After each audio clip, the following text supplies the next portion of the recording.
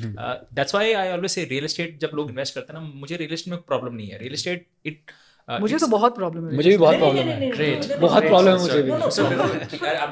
He is also not advocating real estate. What I mean, जब real estate में एक घर बनता है, एक बिल्डिंग बनती है, बहुत इकोनॉमिक एक्टिविटी होती है. इट्स द हाईएस्ट मतलब employment. Correct. Is visible economic activity. आपका उत्थान हो गया. बट मैं आपको एक बात बताऊं, it's also in terms of employment generation. It's a multiplier. It's a multiplier. Construction is a multiplier. कितने एसी लाते हो, फर्नीचर बनवाते हो, सोचो कितनी इकोनॉमी साथ में चल रही है.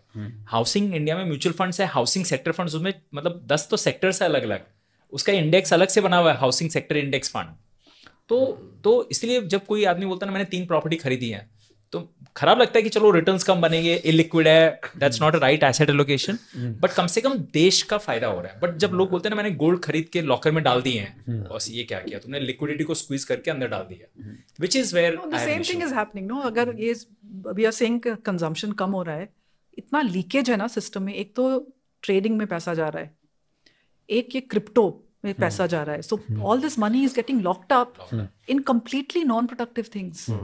So of course, therefore, both consumption and savings in financial assets is down. And मैं इसका वैसे एक और पर्सपेक्टिव बताऊं, जैसे अभी बता रहे थे कि जीडीपी बढ़ रहा है देश का, तो उस जीडीपी में आप पार्टिसिपेट भी कर सकते हो, आपका हिस्सा है उस जीडीपी के इंक्रीमेंट में, आपका हिस्सा है. एंड मैं ऐसे सोचता हूँ इस बात को कि जो रिटर्न इंडेक्स फंड ने दिया है, वो रिटर्न कमाना हर हिंदुस्तानी का जन्मसिद्ध अधिकार है. क्योंकि at the end of the day वो रिटर्न हम ही बना रहे हैं. नहीं, क्योंकि कोई बाहर के देश का पेंशन फंड आके इन्वेस्ट कर रहा है, उनके पेंशनर्स के लिए हमारे मार्केट का पैसा जा रहा है. Why don't we enjoy that? Why don't we enjoy that return? और वो रिटर्न बना हम लोग रहे हैं. बट ऐसे ही सर, अगर आपने एक प्लॉट 5 साल पहले लिया था और उसका रिटर्न कमाना, उसको प्लॉट को बेच के भी आपका अधिकार नहीं होना चाहिए रियल एस्टेट में. बिल्कुल होना चाहिए, बट उसमें ना plot real estate is Khosla ji का कब्जा हो गया तो exactly it's such an anti real estate film. नहीं. No, it is not. I can tell you story after story. Story after story. मैं आपको background आपके ना बाहुबली होंगे जो मैं विनम का बैकग्राउंड बताता हूँ, फिर आपको मेरा ऐसे भी बैकग्राउंड नहीं. फिर आपको समझ आएगा कि why it is not a problem for him and why it is a because you problem need for lawyers, you need muscle men to protect your property. True, agreed. It is without that, it is a terrible investment. And आप अभी जो cash की बात कर रहे थे ना, 40-50% cash की बात कर रहे थे, फरीदाबाद में देयर आर फार्म हाउसेस जहाँ पे वो 90% कैश मांगते हैं आपसे. 90% मतलब फार्म हाउसेस आ गए. आप अभी वो खरीदने जा रहे हैं. ये पॉडकास्ट के बाद ना सीधा आप फरीदाबाद के थोड़े बैक साइड में जाओ, ये जो नचौली है, फतुपुरा है, ये सब यहाँ टिगांव है, मंझावली है, राइट, यहाँ पे 5-5-6 करोड़ के फार्म हाउसेज हैं. एंड जब उनसे आप पूछो ना कि ओके कि भाई अब क्या पेमेंट कैसे होगा, मोड क्या होगा, बस जी 30 लाख ले लेंगे, बाकी पूरा आप सोचो. एक बात. दूसरी बात, मैं आपको अपना पर्सनल एक्सपीरियंस बताता हूँ. मेरा इक्विटी एक्सपोजर अच्छा खासा है, तो मेरे पास कोई लैंड नहीं थी. मैंने सोचा कि मैं एक लैंड का पीस लेके रख लेता हूँ अपने पास, कभी घर बनाने का मन किया, मैं वैसे अपार्टमेंट्स के अंदर रहता हूँ, मैंने लिया एक लैंड. एंड इतने प्रॉब्लम्स आए उसके पीछे. पहली बात तो डॉक्यूमेंटेशन. मैं बिल्कुल भी ये नहीं कहता कि घर नहीं लेना चाहिए, मैं उस डिबेट में नहीं पढ़ना चाहता, बट मैं आपको वो बता रहा हूँ जो मैंने खुद फेस किया. Number 1 is documentation, cash component, and उसके बाद भी आपने जिससे बाय किया है उसकी ऑनेस्टी. उस बंदे ने सारे पैसे ले लिए, सब कुछ ले लिया, एक डॉक्यूमेंट लास्ट में बिल्डर ने निकाला कि ये और चाहिए सेलर से. करेक्ट. एंड ही डिनाइड कि मैं साइन नहीं करूंगा. या the issue is north Indian real estate सारे के सारे आज भी मुगल डॉक्यूमेंटेशन स्टाइल में चलती है, और बहुत सारे प्लेयर्स होते हैं जिनके एथिक्स आप हमेशा क्वेश्चन करोगे कि कहाँ से क्यों आ रहे हैं इसके अंदर. So when I see the two markets, equity market which is clean, on the you can liquid fund I can redeem during market hours today. कल सुबह 6 बजे मेरे बैंक में पैसा होगा. And compare it to real estate, इतना पचड़ा. Like क्यों? Why will anyone do this? इसमें पॉइंट ऐड करूंगा कि मतलब रियल एस्टेट ना वो बिगड़ा हुआ बच्चा है जिसमें 1000 गंदी आदतें हैं, लेकिन फिर भी आप उसके बिना, मुझे ऐसा फील हुआ कि आप सरवाइव नहीं कर सकते हो. आपको एक रियल एस्टेट आपके पास, एक रूफ ओवर माय हेड मेरा एसेट नहीं है वो, because I don't get either income और profit. He's laughing because he doesn't even believe in that. इससे पहले मुझे one house for non financial reasons, for emotional reasons, for security reasons, एक roof over my head I need to own. That's it.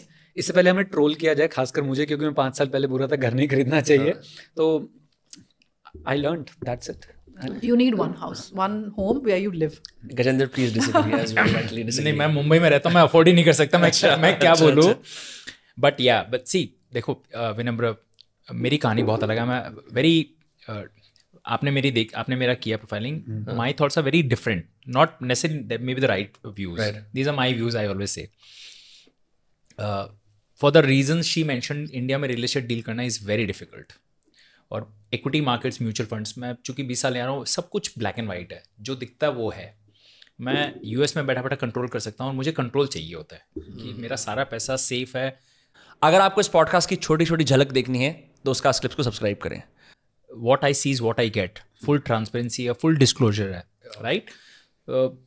घर खरीदने जाओ तो आपको promise moon किया जाता है, दिया कुछ और जाता है, राइट. 100% agree. तो मुझे किसी दिन घर लेना है ना, तो मैं पैसे दूंगा, चाबी लूंगा. मैं अंडर कंस्ट्रक्शन 5 साल नेवर, इट डजंट वर्क. चाहे भले ही 20% प्रीमियम देना पड़े.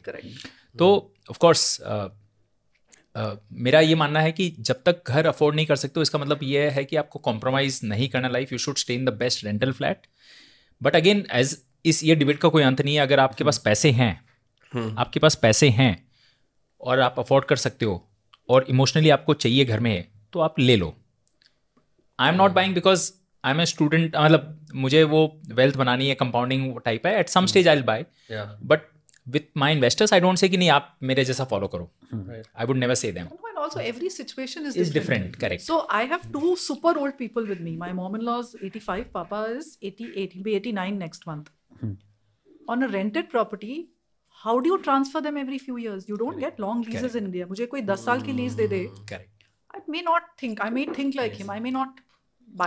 Then you can't do too many constructions on a rental place. आपको अगर कुछ modification करनी है. Modification में construction तो बहुत बड़ी बात है. So every situation can be different. Different, you can't yes. move. And with a young family, for example, you have children going to school. The school is nearby. Like she said, मैं हर बार जो गया हूँ 5-5 साल का agreement करवाए हैं.